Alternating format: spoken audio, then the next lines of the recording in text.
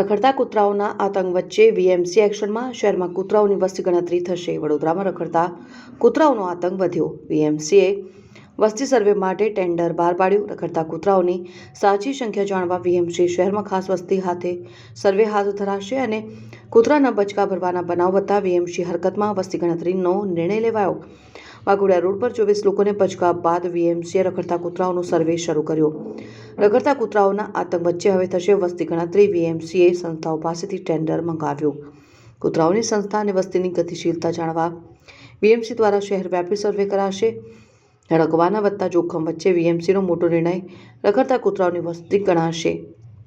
શહેરમાં 6463 લોકોએ હડકવાની રસી લીધી। હવે કૂતરાઓની વસ્તી ગણશે વીએમસી। રખડતા કૂતરાઓની વસ્તી નિયંત્રણ માટે વીએમસી તૈયાર। એબીસી માટે સર્વે બાદ નવી રણનીતિ બનશે। અત્યારે વડોદરા મહાનગરપાલિકા દ્વારા જ્યારે નામદાર સુપ્રીમ કોર્ટના આદેશ પરત્વે રાજ્ય સરકાર દ્વારા તમામ મહાનગરપાલિકાઓને ડોગ સેન્સસ કરવાનો સર્વે કરવા બાબતે આદેશ આપવામાં આવ્યો છે।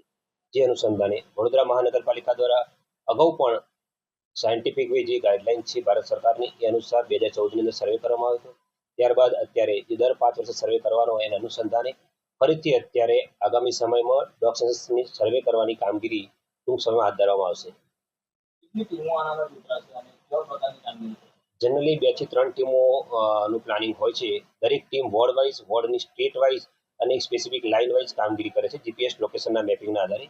જે તે વિસ્તારની અંદર જે એમને ડોગ્સ દેખાતા હોય અને સેટેલાઇટ વ્યૂ મારફતે જીપીએસ લોકેશન જે આપણે લોન્જિટ્યુડ લેટિટ્યુડ લેતા હોય છે એ ધોરણે તે દરેક ડોગને આઈડેન્ટિફાય કરી કેટલા ડોગ્સની અંદર સ્ટરલાઇઝેશન થયેલું છે, કેટલા સ્ટરલાઇઝેશન અનસ્ટરલાઇઝ ડોગ છે, સાથે સાથે લેક્ટેટિંગ ફિમેલ્સ કેટલી છે, કોઈ પપીસ જોવા મળતા હોય તો એ રીતે કોઈ કેસની અંદર સ્કિન ડિસીઝ ધરાવતા કોઈ બીમાર બધા એમને જણાતા હોય સ્કિન ડિસીઝ એ ટાઈપના ડોગ્સ પણ આઈડેન્ટિફાય કરવામાં આવે છે। વિવિધ અલગ અલગ પેરામીટર્સ છે સ્ટ્રે ડોગ બાબતના, એ અનુસાર આગળની કાર્યવાહી કરવામાં આવે છે।